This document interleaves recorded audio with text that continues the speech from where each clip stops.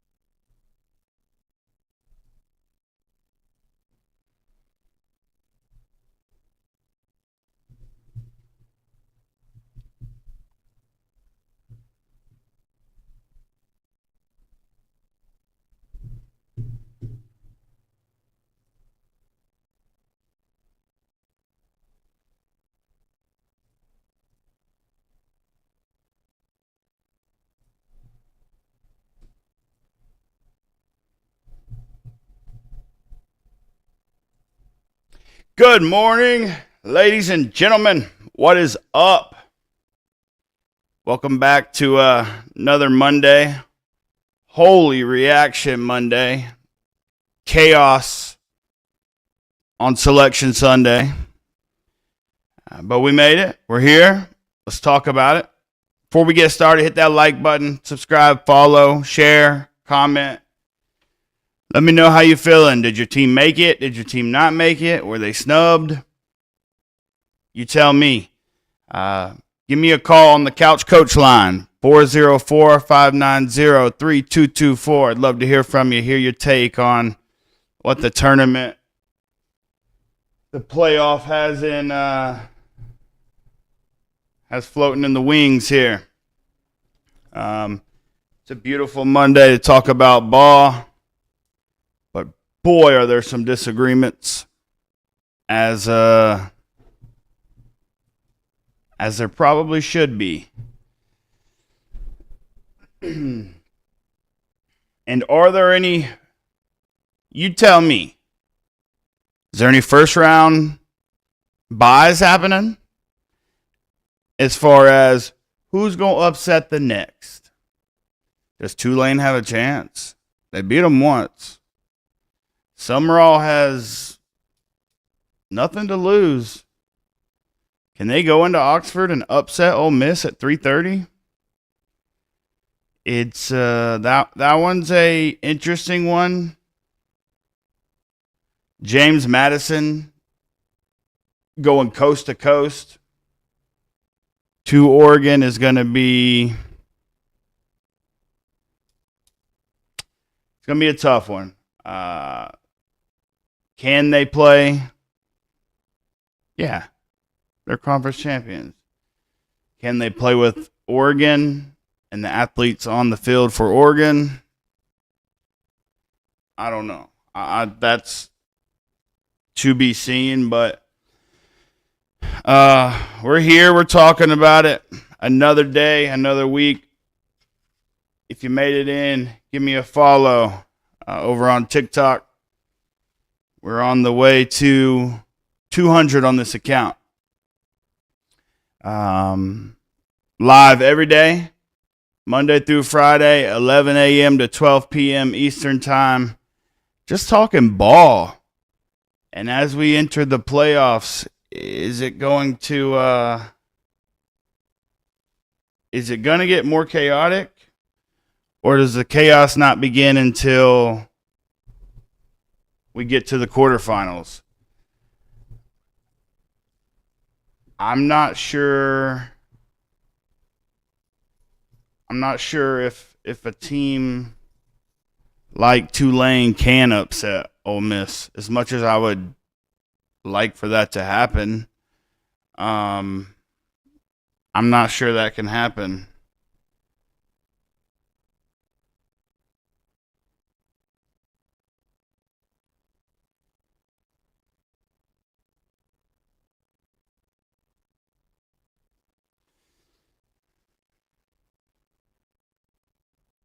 You want to go outside?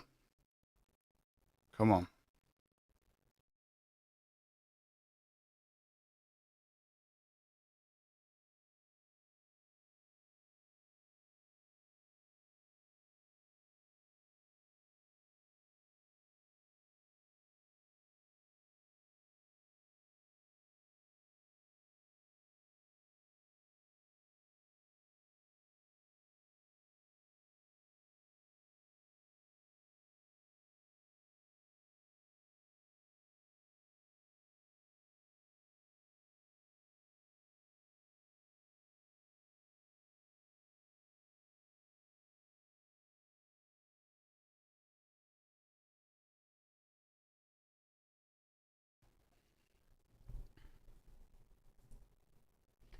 But we're here. It's another day.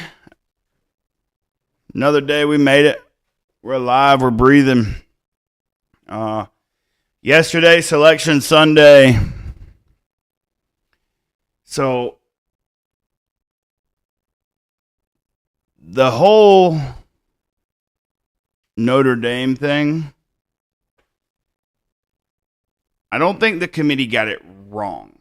I think how we got there is how they got it wrong. And that brings up the question of, at what point do we not have a Tuesday night show to tell us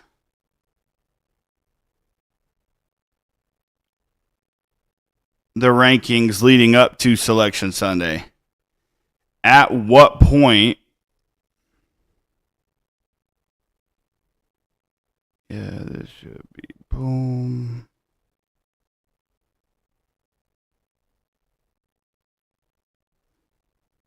I don't know.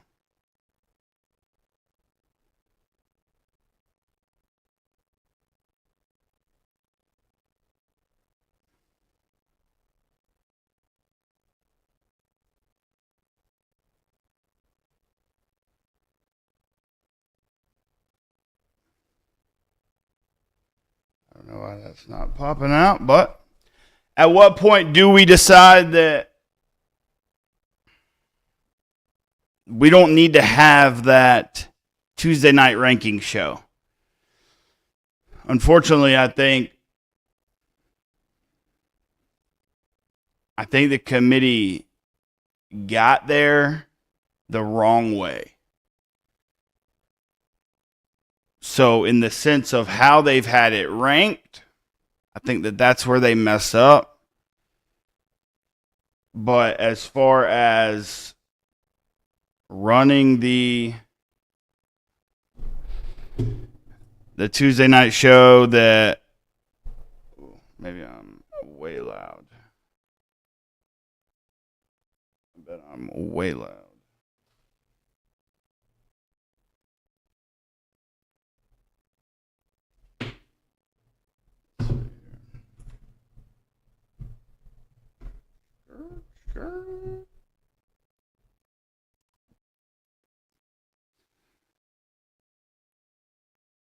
I think that the committee probably could have had a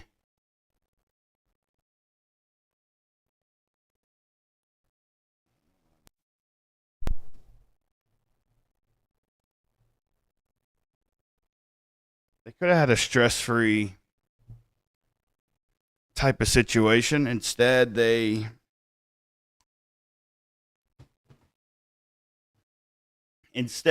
decided they wanted to raise the roof a little bit. And boy, it got loud. I mean, you can imagine on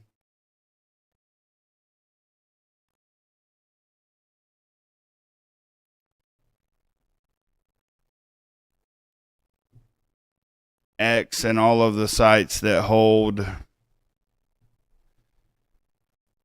topics and conversations about said tournament. But it's one of those things that no matter how we can move to 16, we can be at 24. There's always going to be teams that feel like they were snubbed. I don't care if we have a 64 team playoff. I think you can move the goalpost as far back as you want, and they're 100% going to have mad fan bases every time. Because whether you're the first team out or the second team out, you're there, so they're going to be pissed. Like you're going to be pissed enough.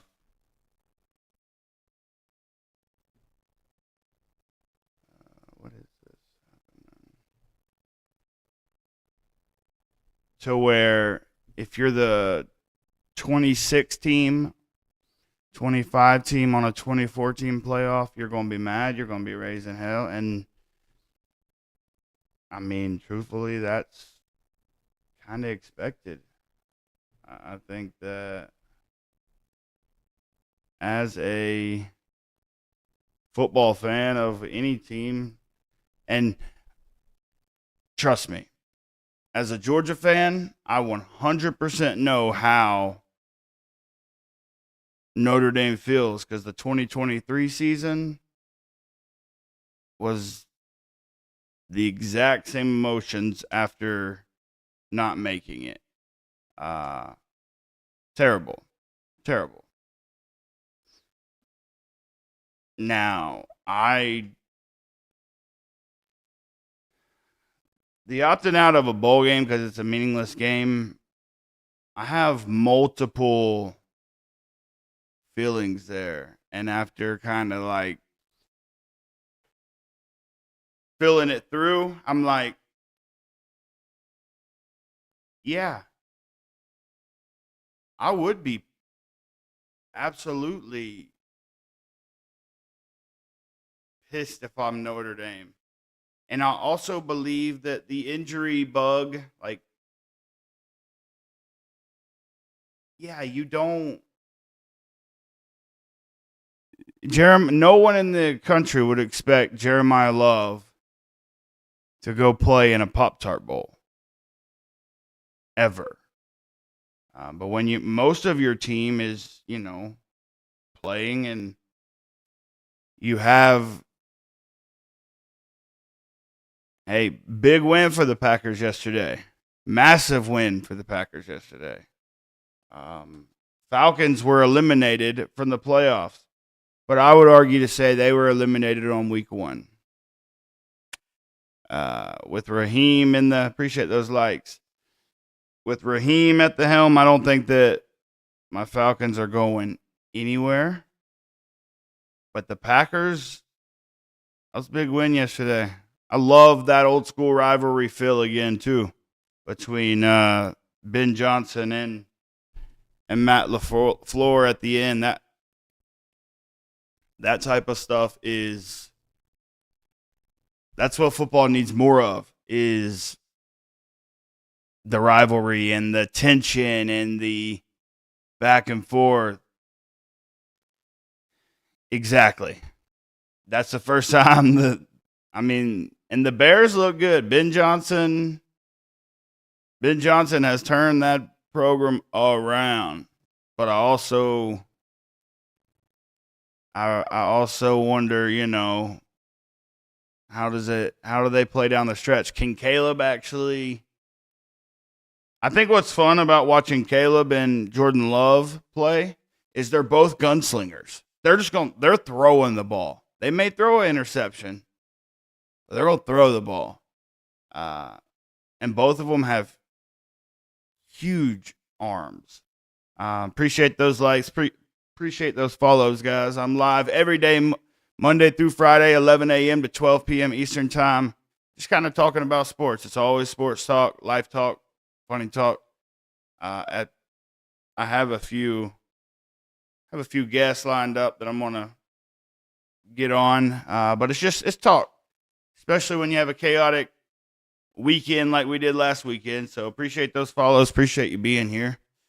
And yeah, Packers look good yesterday. I would assume as a Packers fan, the inconsistency is probably what drives you insane. Because one Sunday they will look like an absolute Super Bowl contender. And then you flip the page, and next Sunday what are they? And so as a Packers fan, I can only imagine how frustrating that part is. But what do I know? My NFL team is tough. They don't. They need some help, and they need an offensive coach, and not Arthur Smith. Find someone in the McVay tree. You see where the success is coming from in the NFL, like some of these offensive-minded coaches. But we go. Hey, appreciate that follow. We go right after the Raheem Morris.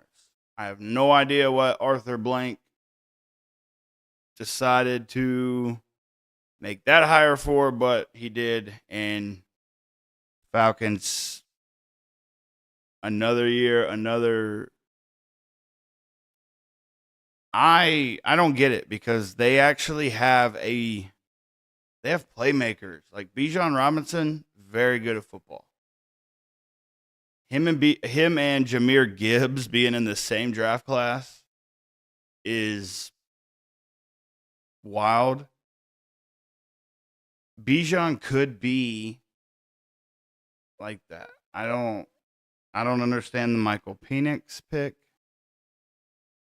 As much as I would love for him to be everything he was supposed to be, he's on his 8th knee surgery. He's already playing out of the pistol. Do we really think that he's the guy? I don't know. I feel like that was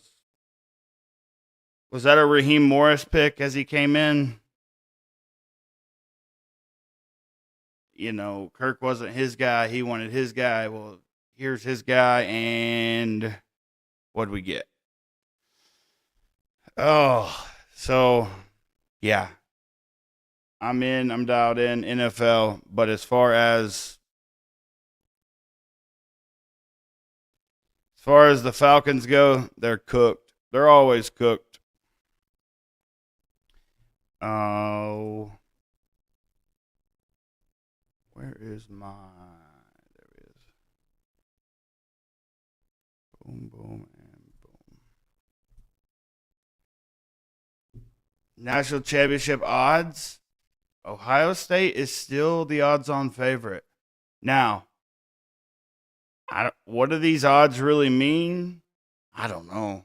Unfortunately, they had they had Notre Dame at a very, very favored number to get in, make a run, and odds on to win the Natty. And boy, did they not even make it. So the fact of that is, who's going to be? I like that Texas Tech at plus 900 is that Texas Tech team is good. Now we can wonder who they played and all the good nonsense there, but they looked good. That defense, that linebacker duo is very good. And so that at plus 900, I don't know how. I think Oregon, I guess they look at the paths as well. Because Oregon, JMU, some of these quarterfinal matchups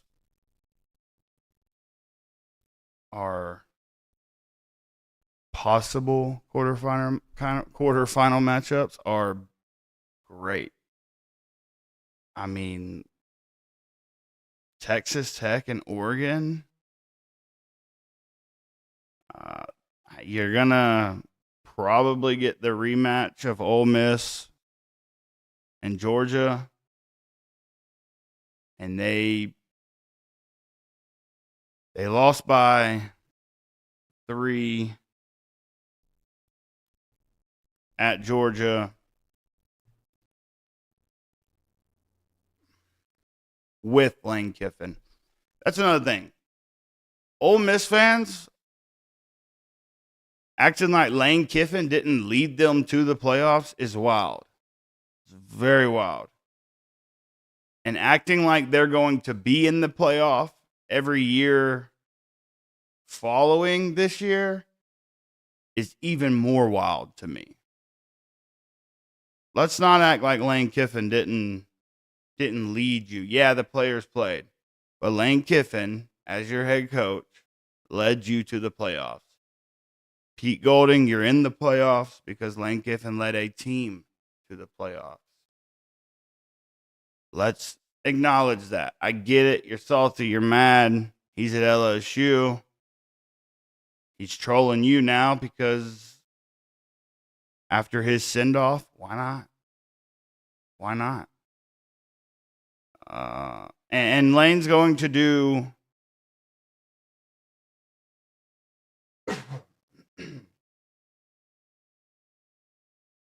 Lane Kiffin is going to do very, very, very well at LSU. He's going to have a team, especially Lane Kiffin retaining Blake Baker, massive. Massive, massive, massive. Him not taking the Tulane job was a surprise to me. But also his defense, Lane's offense, or you could say Charlie Weiss Jr.'s offense, even though we all know whose offense that is. That's your boy Lane's offense. Let's not forget that, Ole Miss. He led you there. I get it. You're salty. You're mad. As any fan should be. Like, for real. I think any fan out there would be pissed at him if he did what he did, but the schedule sets you up for failure. So, and I'm sure the ultimatum was not just on Ole Miss's side. LSU probably needed to know who their head coach was going into National Signing Day or early signing day. Transfer portal is already heating up for teams out of the top 12. CJ Baxter out of Texas. I saw he is transferring. He is headed to the transfer portal. So the portal has has started. I don't know.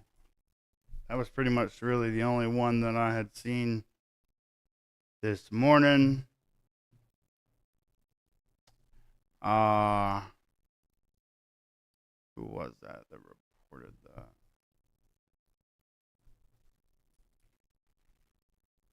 Maybe. Hopefully I didn't get got. I wonder who that was.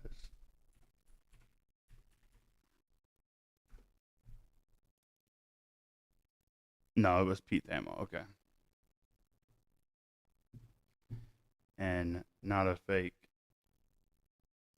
Pete Thamel. So, Pete Thamel reports CJ Baxter is entering the transfer portal. Texas quarterback Trey Owens is entering the transfer portal. 3-year redshirt freshman. I mean, which makes sense. You're sitting behind Arch Manning. He's not going anywhere due to the fact that probably has a lot to prove. If he can play, if Arch Manning can play like he did down the stretch, he'll be just fine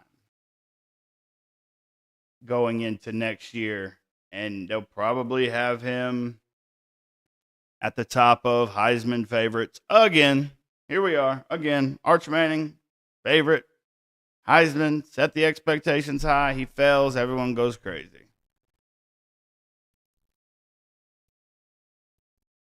Interesting. But that's where everything, coaching carousel slowed down. I do wonder up at Nebraska, is Dylan Raiola going to transfer? Do we think that there's a chance that he is in the transfer portal? They relieved his uncle of his duties or fired him. They fired his ass. Let's call it what it is. They fired him. And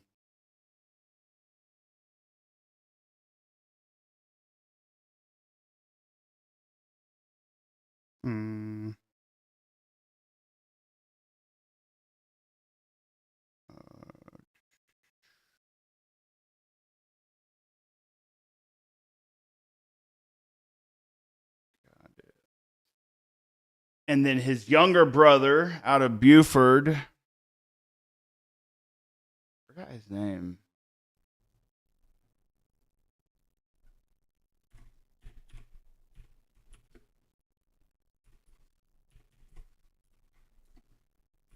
He decommitted from Nebraska, Dayton.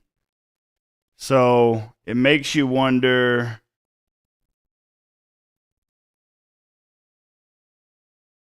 Or did he recommit? Let's see.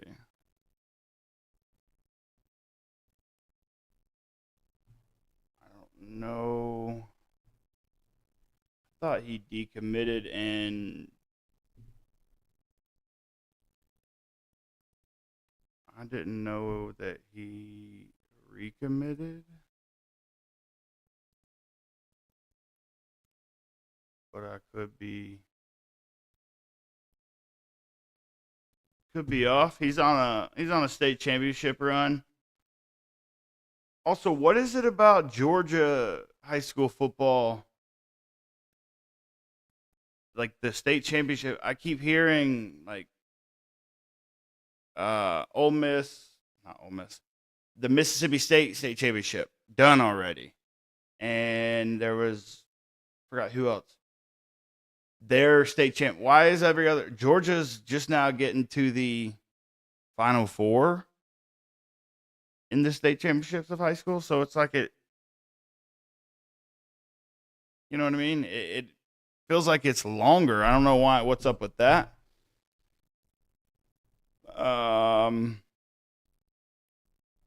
But I do think that Buford is headed towards another state championship in Georgia. But I don't know what's up at the future of Dayton Raiola at Nebraska. I thought he decommitted, but I don't see where that was, and so I don't want to.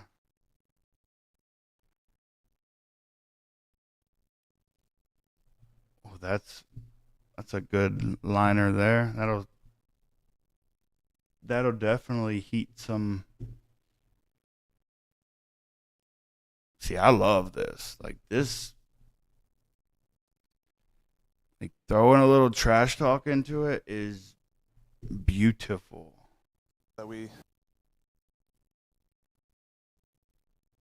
And I bet my sound has been terrible because of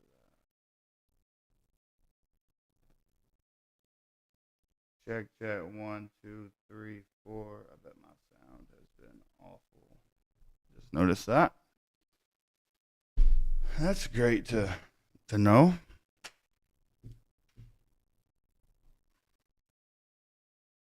This is a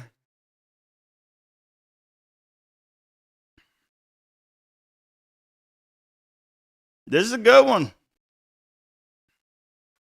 Texas A&M's offensive lineman. What are the keys to stopping Ruben Bain? Ruben Bain is a freak of nature. So to call him not a threat, you know what you're doing. You know what you're yeah. You have 100% opened that can on purpose.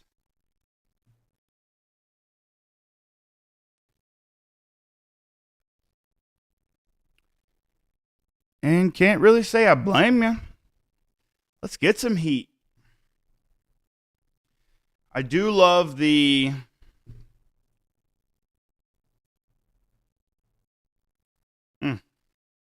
This is not no 3. This is on 3.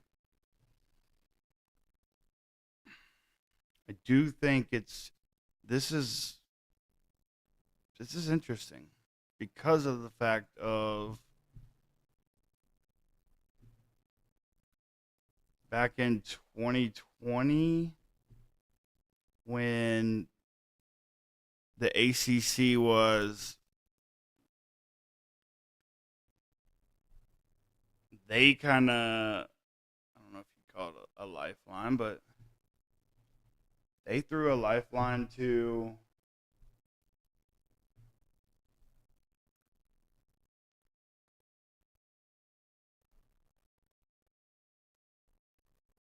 A&M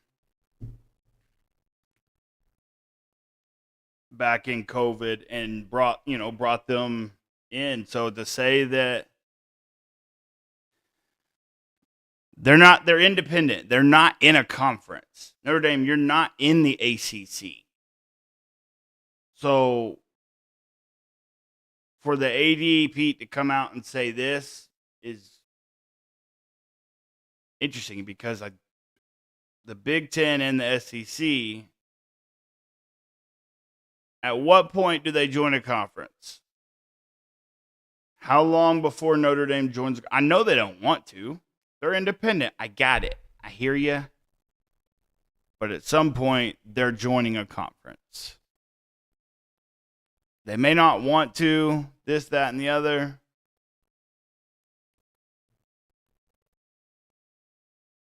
But I do believe at some point they're going to have to.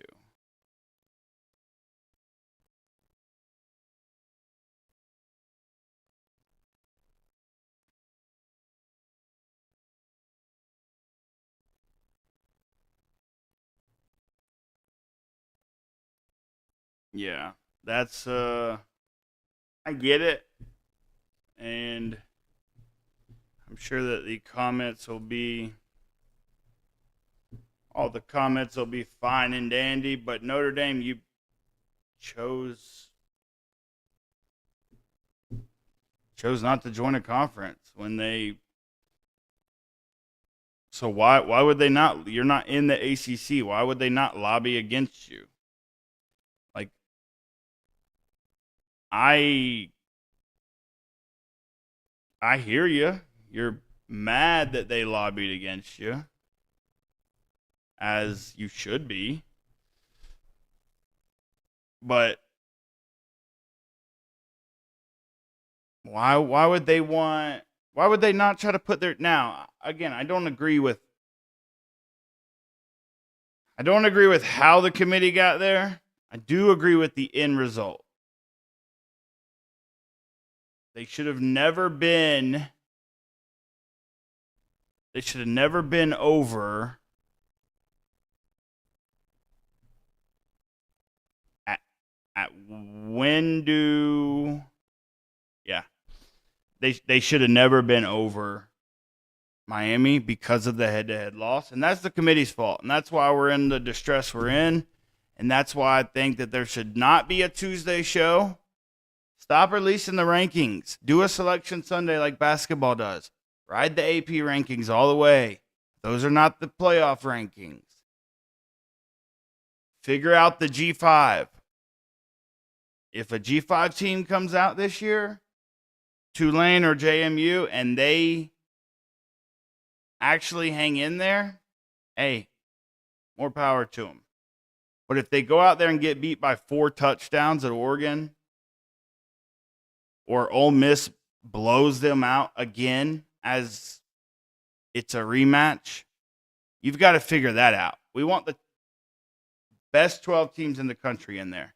If one of those 12 teams is South Florida, if it is North Texas, if it is then it'll be all good. But that part's got to get figured out. And then we got to get away from the committee. These are real people with human emotions. So they're going to feel one way, somebody in there. So going back to the computer system, I might be a one-off here, but yeah.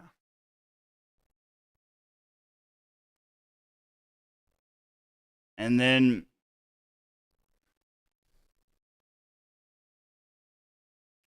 what do we do with the conference championships? Do the conference championships matter? Are they even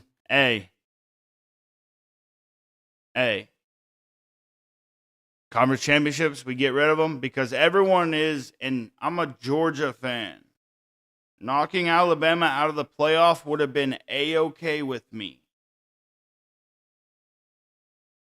But they do have the best win in the country with their win over Georgia at Georgia. Now, is it Georgia's defense's mistake? Yeah, probably. But they beat them. So you can't take that part. So they're 10-2 coming into conference championship weekend.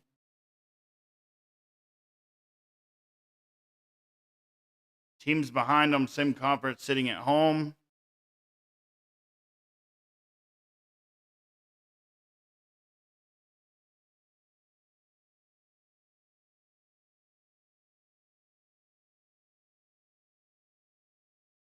Yeah. We've got to figure that part out. And then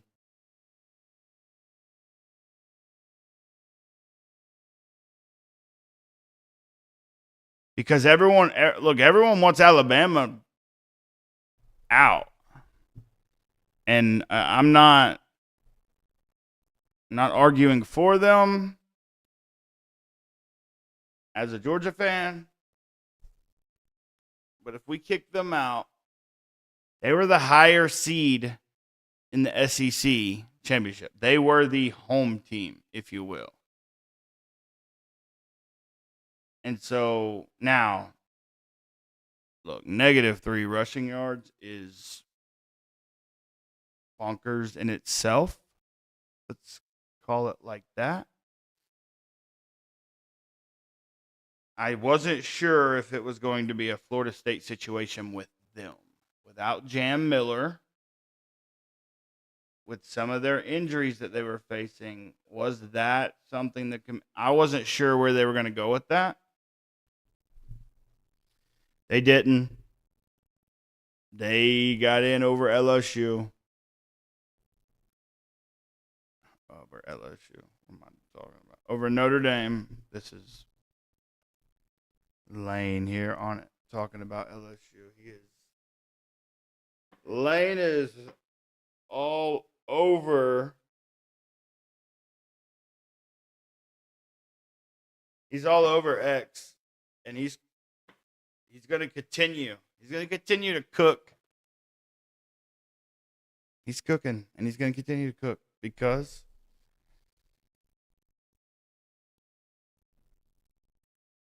I don't know.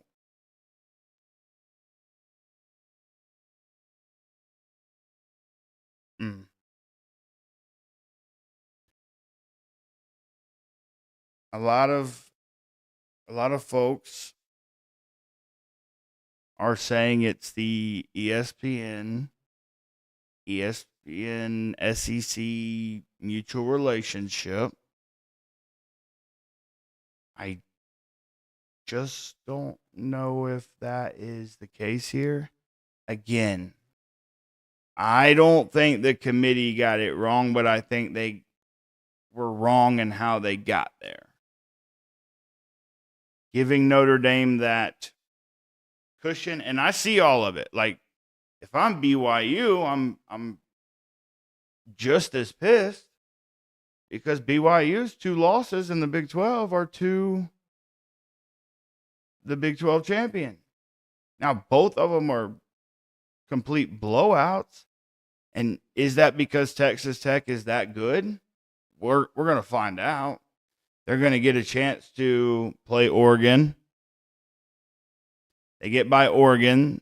They probably play, I don't know, Indiana, if Indiana can get past Oklahoma or Bama. But will they? And what happens? What happens if Alabama goes and beats Oklahoma in Norman? What happens if? I can tell you what happens if they go to Norman and get their ass kicked. It's going to be a problem. Now, I saw there was a few posts of showing like A&M, Miami, because they play each other. Like, how does Notre Dame stack up with these two? Well, we saw that happen. So what's our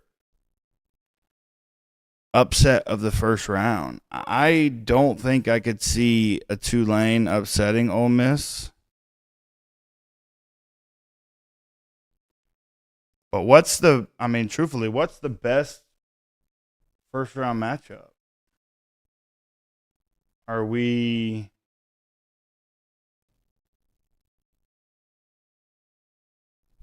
looking at the Oklahoma Alabama game? It's a rematch. I hate all the rematches. That's one thing I do hate, is all the rematches. That part drives me nuts. I get it. It's where the chips fall, but there is nothing like all the rematches right off the bat. we could have figured out a better. You would think. Let me rephrase that. You would think we could have figured out a better way to drop it in. Because, I mean, if you're looking at the.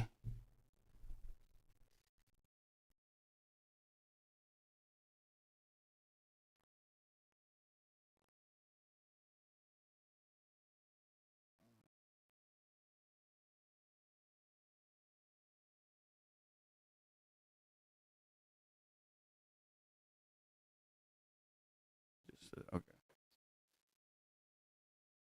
And then does Indiana get past Oklahoma or Alabama? That's why the Texas Tech odds. Hello, Kay. The Texas Tech odds to win it all are, I feel like, very low because they have a pretty solid path. If they get past Oregon, which I assume I'm making assumptions that Oregon gets past JMU with no issue. Texas Tech, Oregon, it's gonna be a fun game. Texas Tech defense is probably underrated. So to seeing them stack up with Oregon's high-powered offense is going to be one thing that's going to be. So the quarterfinals, we've got some really good potential matchups. I mean, even looking at the A&M Miami game, regardless of who wins that game, them against Ohio State, Georgia probably Ole Miss rematch, and yeah, I guess the first two games with 8 and 9 and 7 and 10 are the ones those are the ones you feel like you don't really know who's going to get by. I could see Oklahoma doing what they did to Alabama because Oklahoma's defense is what carries them, but I don't think that Oklahoma has the offense to go compete with Indiana. It would be Lipper. I'm gonna tell you, I am on your side there. I'm so sick of the Ole Miss fans that just the saltiness. I guess I get it, but at the same time, I am begging for Tulane to go into Oxford and upset them. Just because of the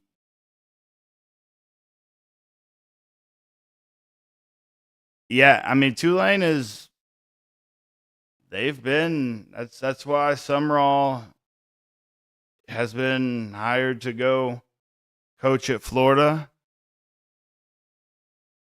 I just think they have a nothing to lose mentality going into this game. Ole Miss has this like pettiness energy to them with the Pete Golding era and all that happened. And so it's hard to beat the same team twice, as we all know. And so they go in there, relax, chill. If yes, Ole Miss is an absolute. They're just in chaos right now over there, and so Tulane. That would be awesome. Let me just say that. It's definitely a tough task. Any given Saturday is 100% the truth.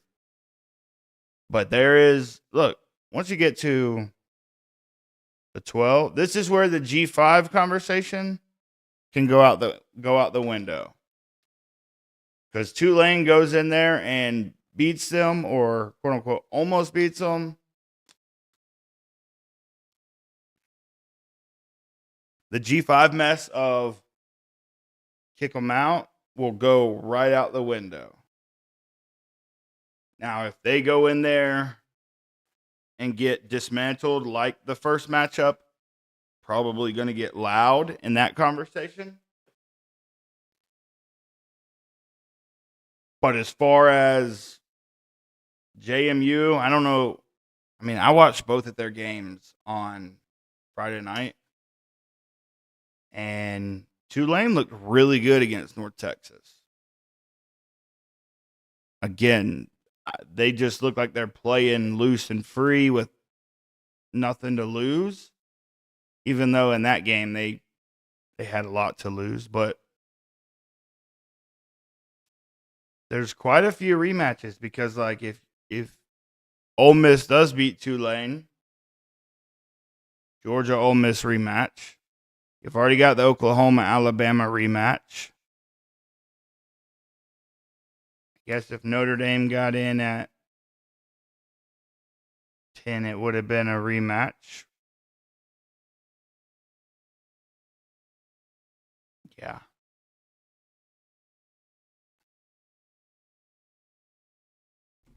Oh, Breckham. Yeah.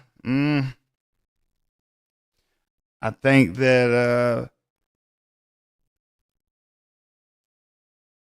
see, here's the thing with if you go to 16, you could go to I was saying this earlier, you could go to 24. There's always going to be like the fan bases right there on the outside looking in. My dream matchup of this year is going to be Georgia Texas Tech in the national championship, where Georgia obviously wins, but I'd like to see that game.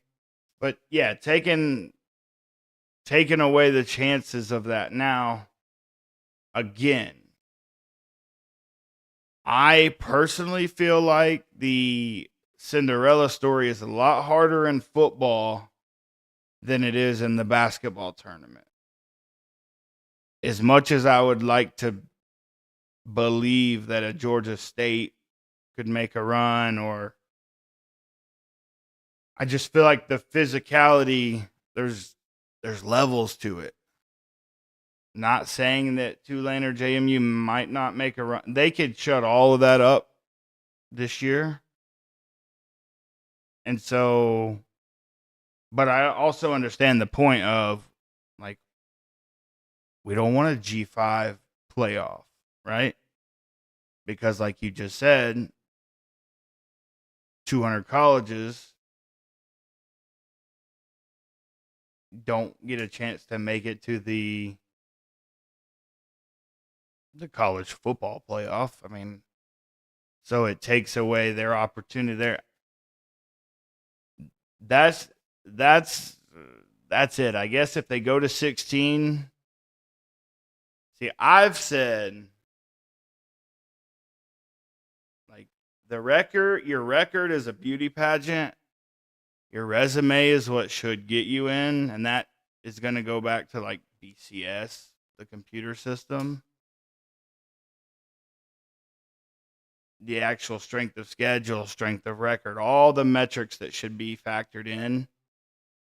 And then those 16 teams should be in a tournament. Now, John Gruden had a beautiful layout of how it could be done. And I did not disagree with his takes. It was very clear. I don't know how you make it fair, because the difference in the levels and that type of thing, because life's not fair. But I also understand what the G5 schools, conferences, ADs, like the NIL collective for those schools, all of that factors in when you have a shot. So I saw where, hold up, where was it? Because I was thinking that too. But if you start I think Joey McGuire, your boy of Texas Tech,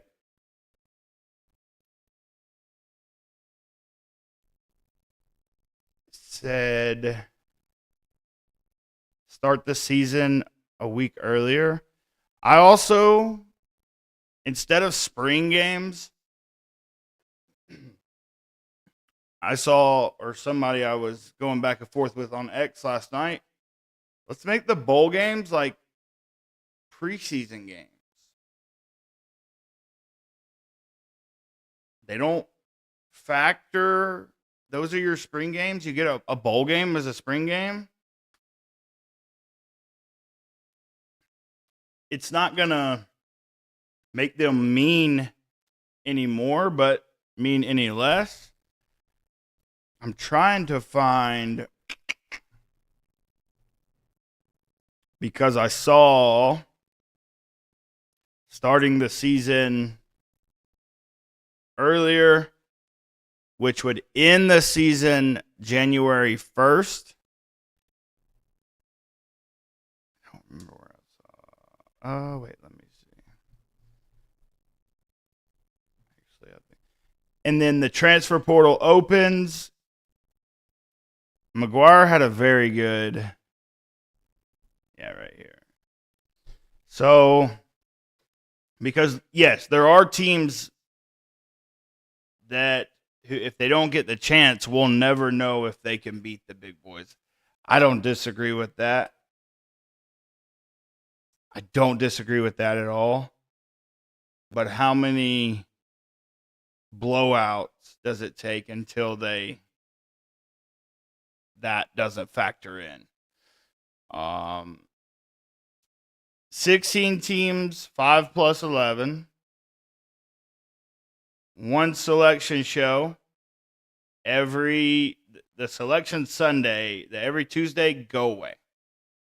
First 2 rounds of the playoffs, try to make them on campus.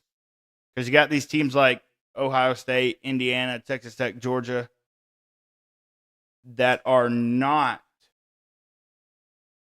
going to get a home playoff game, which you got to imagine the juice that comes from that. Start the season a week earlier and only 1 week between playoff games. So the season ends January 1st. And that is a Joey McGuire suggestion. In 12 games a season, Kirby, the calendar is the messiest part because you have these teams that are in the middle of playoff runs. You may have a second string or third string guy who he's not starting yet. He's not starting. He enters the transfer portal, and unfortunately, the guy ahead of him in the depth chart goes down injured, where that guy would have slid up. Now he's in the transfer portal, no longer with the team. Just makes it messy. It just makes it very messy. Then, so season ends January 1st, transfer portal January 2nd to the 16th. This suggestion, no AP rankings until after week 4, because you really don't know. Like, preseason rankings are everything you don't think. 9 conference games, which is what SEC went to, which is going to end up being 10 conference SEC games if you make it to the national or the conference championship. So that only beats up on more teams. Something has to be done. We wouldn't have the Lane Kiffin fiasco if the schedule was different.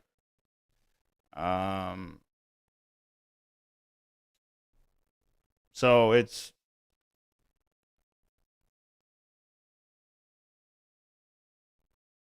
I mean, some people, the debate of SEC and Big 10 and Big 12, because let's face it, the commissioner of every conference would not be doing his job if he wasn't lobbying for his conference being the best conference.